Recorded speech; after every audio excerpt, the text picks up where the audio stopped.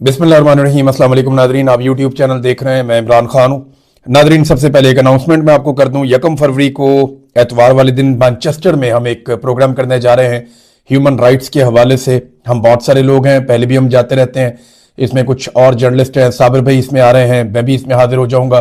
और हमारे कुछ यहाँ पे सहाफ़ी दोस्त हैं, समाजी तौर पे जो लोग काम करते हैं, हम सब लोग मिलकर ओवरसीज पाकिस्तानियों के साथ ह्यूमन राइट्स के लिए पाकिस्तान के अंदर जो जुल्म, बर्बरियत और जो जबर का बाजार गर्म है, इन सारी चीजों पर हम बात करेंगे।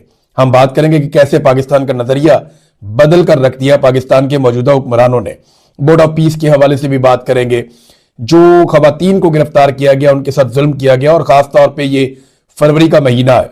आज से 2 साल पहले पाकिस्तान का मैंडेट चोरी किया गया था, डाका डाला गया था, और वहां से बड़े पैमाने पर पाकिस्तान में खराबियां शुरू हुई थी।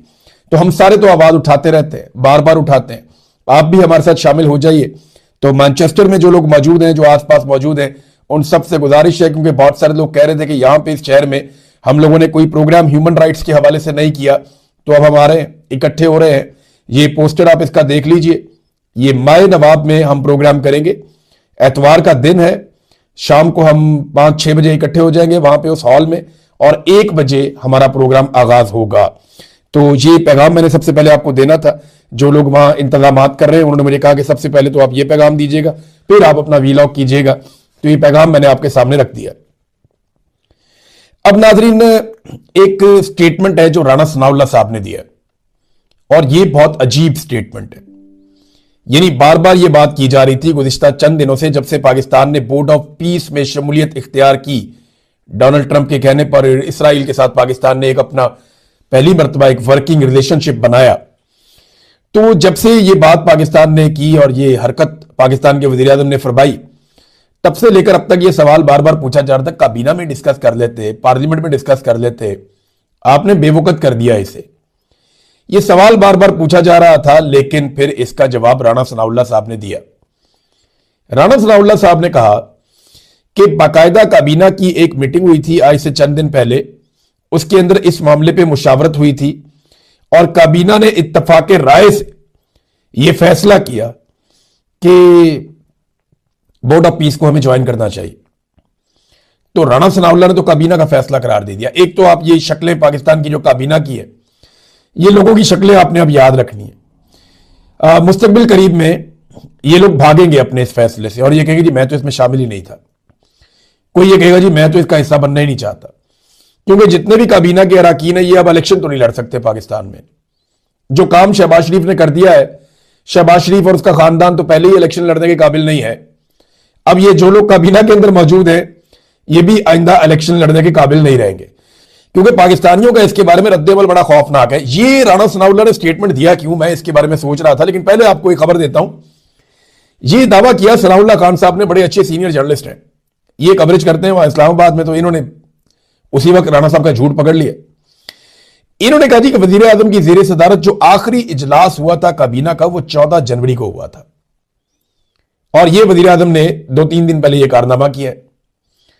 तो 14 जनवरी को जो इजलास हुआ काबीना का, अब वो ये काबीना का इजलास है ना जिसके अंदर ये फैसला हुआ होगा, तो उस इजलास के एजेंडे पर बोर्ड ऑफ पीस था ही नहीं।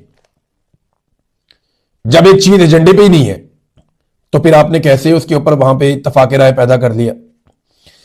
और जब फैसलों की तफसीलात पर बाद में बयान जारी किया गया काबीना के हवाले से, उसमें भी इसका कहीं जिक्र नहीं था।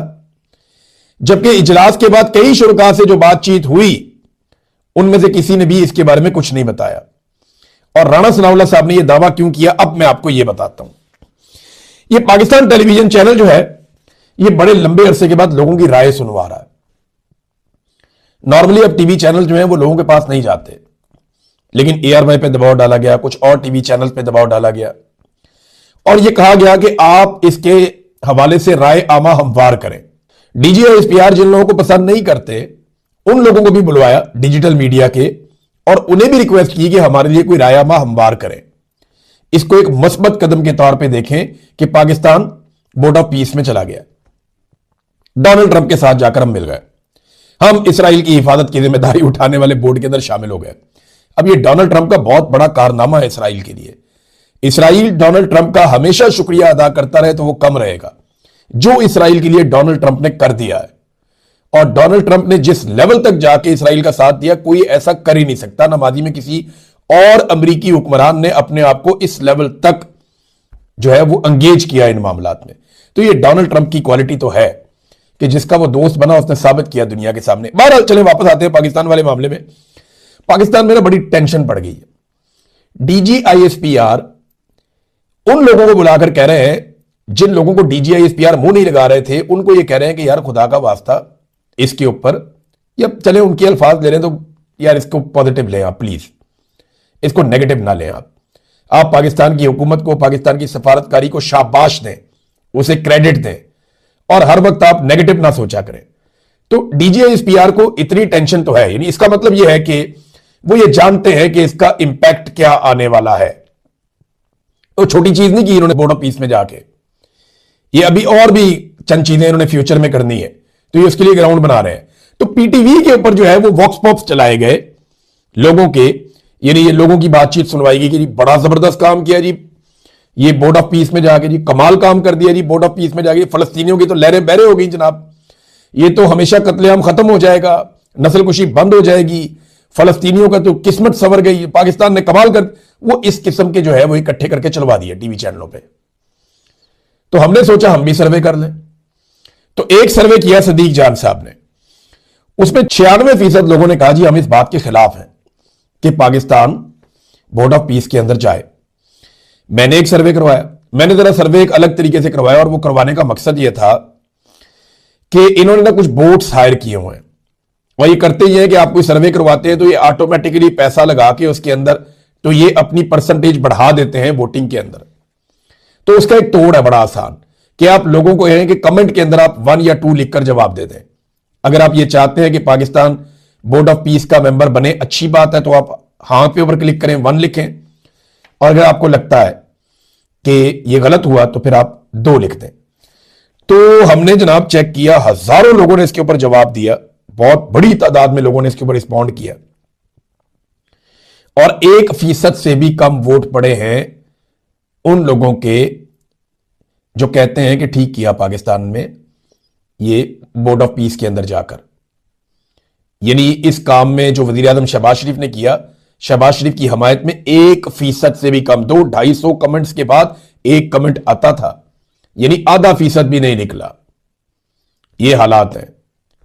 तो अब ये पीटीवी जो चला रहा है वो तो 100% यही चला रहा है कि जी बहुत अच्छा हो गया। लोगों की राय बड़ी खौफनाक है। पाकिस्तान की मिलिट्री एस्टेब्लिशमेंट इससे डरी हुई है। उन्होंने कहा ये सारा मलबा कोई और अपने ऊपर उठाए, हम क्यों उठाएं खाली अपने ऊपर। लेकिन एक गलती हो गई, फील्ड मार्शल खुद पहुंच गए वहां पे। डोनाल्ड ट्रंप को मिलना भी बड़ा जरूरी होता है ना, दाल लग जाता मुलाकात भी हो सकती थी। तो फील्ड मार्शल खुद पहुंच गए स्विट्जरलैंड में, और वहां जाके उन्होंने सामने बैठना भी पसंद फरमा लिया। बकौल अंसार अब्बासी के डोनाल्ड ट्रंप ने कहा मेरा फेवरेट फील्ड मार्शल की तरह, वो बैठे, दिखाया भी अंसार अब्बासी साहब के बकौल, ये एपिसोड भी वहां पे हुआ। अब सवाल यह पैदा होता है कि ये इससे जान क्यों छुड़ा रहे हैं। देखिए पाकिस्तान की जो फौज है, मिलिट्री एस्टेब्लिशमेंट ने हमेशा से इसके ऊपर एक कवर बड़ा जबरदस्त बनाकर रखा कि ये अल्लाह की फौज है, ये अल्लाह के लिए लड़ते हैं। कुछ अर्सा पहले पाकिस्तान के आर्मी चीफ का भी हम ये स्टेटमेंट सुन रहे थे, फौजियों के साथ खड़े होकर वो कह रहे थे कि आप अल्लाह की फौज हैं, आप अल्लाह के लिए लड़ते हैं। ये जो एक मिथ बड़े लंबे अरसे से चली आ रही थी ना, ये अब फारिग हो जाएगी। जब ये फौज गजा पहुंचेगी ना तो फिर ये मिथ फारिग हो जाएगी। ये एक प्रोफेशनल फौज है, ये बिल्कुल प्रोफेशनल फौज की तरह लड़ती है। ये अल्लाह की फौज या अल्लाह के लिए लड़ना या जहाद करना वो एक अलग चीज होती है। वो इस्लाम की खातिर लड़ाई लड़ना, मजलूमों के साथ खड़े हो जाना, या पाकिस्तान में मजलूमों को मार मार के तबाह कर दिया मिलिट्री एस्टेब्लिशमेंट ने या फौजी क़यादत ने, बेड़ा गर्क कर दिया, औरतों को पकड़ के जेलों में डाल दिया। अभी ईमान मजारी को उठा के डीजीआईएसपीआर ने ख्वाहिश का इजहार किया था ना कुछ दिन पहले, तो अमल दरामद हो गया, पकड़ के अंदर डाल दिए। अगर ईमान मजारी साहिबा ने जो कुछ बोला उसका आप तकाबली जायजा ले लेना, जो मरियम नवाज ने और मरियम औरंगजेब ने बोला उसका अशरे अशीर भी नहीं है। लेकिन क्योंकि इस वक्त मिलिट्री एस्टेब्लिशमेंट के सर पे खून चढ़ा हुआ, पकड़ के डालो, उसको भी अंदर डालो, गिच्ची से और नेफे से पकड़ के खातून को उठा के अंदर डाल दिया। उनकी वालदा कहती हैं मेरी बेटी जो है वो उसको मार भी सकते हैं, कोई पता नहीं इनका। सास बताती हैं कि वो प्रेग्नेंट है खातून, और ये इस किस्म की ज्यादती उनके साथ कर रहे हैं। कभी अपने बच्चों को इनकी जगह पे रख के सोचो भाई। और ये वही शीरी मजारी है, जब नवाज शरीफ बीमार था तो ये कैबिनेट की मीटिंग के अंदर रो पड़ी थी बैठ के कि नवाज शरीफ को कुछ हो गया तो क्या होगा, इनको निकालें आप पाकिस्तान से, इलाज करने के लिए जाने दें आप। ये वो शीरी मजारी है, ये उसकी बेटी है। और नवाज शरीफ के दौर में उसकी बेटी के साथ क्या हो रहा है। डॉक्टर यास्मीन राशिद जिसने अस्पतालों में नवाज शरीफ को हर सहूलत फराहम की, हर तरह की, आज वो यास्मीन राशिद जो है जिसने इन पे तरस खाया, उसको इन्होंने ना सिर्फ जाली इलेक्शन में हराया बल्कि बाप बेटी ने पकड़ के जेल में डालकर निशान इबरत बनाया हुआ। ये है इनकी इखलाकियात। तो ये दूसरों को इखलाकियात का दर्स देंगे। बहरहाल ये मामला जो है ना, ये बहुत सर चढ़ गया है मिलिट्री एस्टेब्लिशमेंट के। अब वो सबको ये कहते फिरते हैं जनाब हमने नहीं किया, जो किया हुकूमत ने किया। पहले उन्होंने बुलाकर सहाफियों को कहा जनाब ये हुकूमत ने किया है, फिर भी किसी को यकीन नहीं आया तो उन्होंने राणा सनाउल्लाह साहब से स्टेटमेंट दिलवाया कि जनाब आप ये कहें कि ये काबीना के अंदर इसकी मंजूरी हो चुकी है। अब काबीना के अंदर अगर कोई मर्द का बच्चा हो और वो निकलकर ये कह दे कि जनाब ये राणा सनाउल्लाह साहब झूठ बोल रहे हैं, या ये बाद में बात की गई है, या ये इस तरह बात नहीं हुई थी, तो वो एक अलग बात है। लेकिन काबीना के अंदर जितने लोग हैं ना, वो इस मामले के साथ टैग हो चुके हैं कि जनाब बोर्ड ऑफ पीस में जाने का फैसला इन लोगों का था। और अभी तो पाकिस्तान की फौज ने भी जाना है गजा में, जाना पड़ेगा। जब डोनाल्ड ट्रंप बुलाएगा तो आपको जाना तो पड़ेगा। अब आप डोनाल्ड ट्रंप को इनकार तो कर नहीं सकते, क्योंकि आप डोनाल्ड ट्रंप को इनकार करेंगे तो फिर आप इमरान खान को नहीं मार सकेंगे, क्योंकि इमरान खान को मारने के लिए, उसको परेशान करने के लिए, उसको जेल में रखने के लिए आपको डोनाल्ड ट्रंप की मदद की जरूरत रहेगी, वरना आप ये कर नहीं पाएंगे। लिहाजा अगर इमरान खान से बचना है तो हर बात आपको डोनाल्ड ट्रंप साहब की माननी पड़ेगी। और ट्रंप साहब को यह बात बड़ी अच्छी तरह समझ आ गई है, वो बहुत समझदार है। उन्होंने इसराइल को हर हाल में महफूज मुल्क बनाना है, हमास को उन्होंने एलिमिनेट करना है, हमास का उन्होंने सफाया करना है, और हिजबुल्लाह को उन्होंने जड़ से उखाड़ कर फेंकना है। और यह सारा कुछ करने के लिए उन्हें एक फौज की जरूरत है, और वो कह चुके हैं कि वो फौज मशरिक वुस्ता के बाहर से आएगी, और हम उसके लिए पहले ही अर्जी जमा करवा चुके हैं। तो डोनाल्ड ट्रंप ने जब बुलाना है तो आपने उड्डी उड्डी जाना है। यह नहीं हो सकता कि आप उन्हें इनकार कर दें। लेकिन वो जो एक तासुर होता था ना फौज के बारे में कि अल्लाह की फौज है, प्रोफेशनल फौज है, प्रोफेशनल ड्यूटी करती है, अपनी तनख्वाह लेते हैं, अपना काम करते हैं, औरत नहीं देखते, आदमी नहीं देखते, बच्चा नहीं देखते। इस वक्त तो यही सूरत हाल लगी हुई है। और ये मिथ बिल्कुल ही टूट जाएगी अगर पाकिस्तान की फौज गजा पहुंच गई और जाके वहां पे नेता करने की कोशिश की गई हमास को, या कहीं फलस्तीन के सामने आकर खड़े हो गए, या कहीं इसराइल के मुताबिक इन्होंने काम शुरू कर दिया, तो ये मिथ ही टूट जाएगी बिल्कुल। अब ये मिथ नहीं टूटनी चाहिए, मैं आपको सीरियसली बता रहा हूं, ये बड़ी कीमती चीज है। ये फौज तो पाकिस्तानियों की है, फौज आसिफ मुनीर साहब की थोड़ी है, घर से थोड़ी लेकर आए हुए हैं। ये तो पाकिस्तानियों की फौज है। इसमें हमारे बच्चे काम करते हैं, हमारे फैमिली मेंबर्स हैं, हमारे रिश्तेदार, दोस्त, अहबाब, उनके फैमिली मेंबर्स हैं। तो ये तो बड़ा जबरदस्त इदारा था। पाकिस्तान के लोगों ने इसको अपने खून पसीने की कमाई से दिन रात एक करके इस इदारे को पाला पोसा, इतना ताकतवर किया। इसलिए तो नहीं किया कि इस इदारे से पाकिस्तानी नफरत करना शुरू कर दें। ये चंद लोगों की घटिया और गलीज हरकतों की वजह से, उनकी अपनी कुर्सी से मोहब्बत की वजह से, उनके अपने इक्तदार और अपनी इंजॉयमेंट के लिए पूरे इदारे को पकड़ के मुतनाज़ बना के बेड़ा गर्क कर दिया। अब इस इदारे की जो है ना वो पहचान इस तरह की है, ये ट्रेनिंग इस तरह की है कि जो एक बंदा ऊपर से कह देता ना, सारे वो काम करने में लग जाते हैं, नहीं देखते सही क्या है गलत क्या है। मुझे कोई आसिफ मुनीर खुद तो नहीं फैंटी लगाने के लिए आता था, वहीं पे जो फौजी थे वो मारते कुटते थे, हाँ परेशान भी होते थे, मेरे कान में कहते थे हमें अच्छा नहीं लग रहा, लेकिन मारते थे भाई, सच्ची बात है, मारते थे, ज्यादती करते थे, जुल्म करते थे, रोते भी थे, लेकिन करते थे, बार बार करते थे। मुझे कहते थे बस कर दें आप यार, खत्म करें आप बात। तो ये इनका तरीकाकार है, ये फौज ऐसे ही चलती है। अगर इसकी इज्जत बचानी है तो ये फैसले गलत हैं, इनसे तो नहीं बचती। अब वो उसको मैनेज करने की कोशिश करें, सियासतदानों पे डाल दो, सियासतदान भी बेचारे कहां बोझ उठाएंगे, उन्होंने भी पब्लिक के अंदर आना है। ये कल को डलना एस्टेब्लिशमेंट पे ही है, जो मर्जी आप कर लें। नाज़रीन, कुछ तस्वीर जो है ना वो हमेशा पीछा करती रहती हैं। मिसाल के तौर पे पाकिस्तान की फौज ने ढाका में सरेंडर किया, वो एक फोटो है ऐसे दिखाने वाला, वो बहुत तकलीफ देता है हमेशा, ये तस्वीर पीछा करती है। इसी तरह अभिनंदन की तस्वीर जो है वो इंडिया को तकलीफ देती रहेगी। बहुत सारी तस्वीर होती हैं, कौमों की तारीख के अंदर वो बहुत तकलीफ देती हैं, वो बड़े लंबे अरसे तक रहती हैं, वो उन्हें आप भुला नहीं सकते, तारीख का हिस्सा बन जाती हैं। ऐसे ही दो तस्वीर जो है वो मौजूदा दौर की भी हैं। एक फील्ड मार्शल आसिम मुनीर ने मादनियात का ब्रीफ केस पकड़ के अमेरिकी सदर के सामने खोला हुआ उन्हें पेश कर रहे हैं, ये तस्वीर पीछा करेगी हमारा। दूसरा, ये जो शहबाज शरीफ की फोटो आ गई है ना बोर्ड ऑफ पीस का मेंबर बनने की, ये जो उठा के फाइल ऐसे करके दस्तखत दिखा रहे हैं शहबाज शरीफ अपने, और जो चेहरे के ऊपर खुशी है, मुस्कुराहट है, ये तस्वीर भी पीछा करेगी, क्योंकि फलस्तीनी इसे कभी भी तस्लीम नहीं करेंगे, वो इसे नहीं मानेंगे। फलस्तीनी इस बोर्ड ऑफ पीस का हिस्सा ही नहीं है, उन्हें इसकी दावत ही नहीं दी गई और वो इसके अंदर शामिल ही नहीं है। पाकिस्तान को यह मुतालबा करना चाहिए था, बाकी मुल्कों को भी, लेकिन यह मुतालबा किया नहीं गया। सारा का सारा यूरोप इस तरह के मुतालबात कर रहा है, और स्टेबलाइजेशन फोर्स हो या बोर्ड ऑफ पीस हो, सारा यूरोप इसके खिलाफ हो गया। Spain, Italy, Germany, France, Poland, Norway, Denmark, जितने ममालिक हैं यूरोप के, आप नाम लेते रहे, सारे ममालिक इसके खिलाफ हो गए और यूरोप मजबूरी तौर पर इसका हिस्सा नहीं बना। कनाडा इसका हिस्सा नहीं बना, बल्कि कनाडा के साथ तो अमेरिका का बहुत मामला गर्म हो चुका है, क्योंकि कनाडा से भी बड़े सख्त बयान आ रहे हैं। तो ये जो यूरोप है उसने फैसला बड़ा अजीब किया, और यहां पाकिस्तान ने जो है वो सबसे पहले जाके शिरकत कर ली, और हमेशा इन्होंने कहा जी हम तो पहले दिन से आपके साथ हैं। तो इमरान खान के खौफ ने बड़ा काम खराब किया इन बेचारों का। नाज़रीन, वजारत इत्तलाआत ने एक दावा किया है, और वो ये कह रही है कि वादिय तीरा से होने वाली नकल मकानी की वजह जो है वो मिलिट्री ऑपरेशन नहीं है, ये गुमराहकन प्रोपेगेंडा है। फौज ने किसी को नहीं कहा कि वो वादिय तीरा को खाली करे, ऐसा कोई हुक्म नहीं दिया गया। अब देखें, अगर फौज ने हुक्म नहीं दिया या वहां कोई ऑपरेशन नहीं हो रहा, तो क्या वादिय तीरा के लोग अपने बच्चों को, अपनी बीवियों को, खवातीन को, अपने जानवरों को, अपने साजो सामान को उठा के इस बर्फबारी में, इस तकलीफ दे मौसम के अंदर क्या पिकनिक मनाने के लिए आ गए वादी तीरा से बाहर? वो अपनी कीमती जायदादों को, घरों को, मकानों को, दुकानों को छोड़ के, अपना इलाका छोड़ के जो सड़कों पे दरबदर हो रहे हैं, वो किस चक्कर में हो रहे हैं? यानी उन्हें कोई शौक तो नहीं है अपने आप को या अपने बच्चों को दरबदर करने का? कोई तो बात है ना इसके पीछे। देखिए, जो मुझे रीजन समझ आ रहा है, एक तो खैबर पख्तूनख्वा की हुकूमत ही बताएगी कि वहां क्या हुआ, या मकामी लोग बताएंगे कि ऑपरेशन के लिए उन्हें वहां से निकलने पर किसने मजबूर किया। लेकिन 3-4 चीजें ऐसी हुई हैं जिनकी वजह से अब हुकूमत परेशान हो गई है कि हमने तो कुछ और सोचा था, ये वादिय तीरा में इनखला के बाद कुछ और हो गया। नंबर 1, पाकिस्तान तरीके इंसाफ के खिलाफ कोई बयानिया नहीं बन पाया। उल्टा यह हुआ कि तरीके इंसाफ के लोग गए और लोग उनके साथ मिल गए, और मुतासरीन और पाकिस्तान तरीके इंसाफ के अंदर एक रिलेशन डेवलप हो गया। तो पीटीआई तो इससे गैर मकबूल नहीं हुई।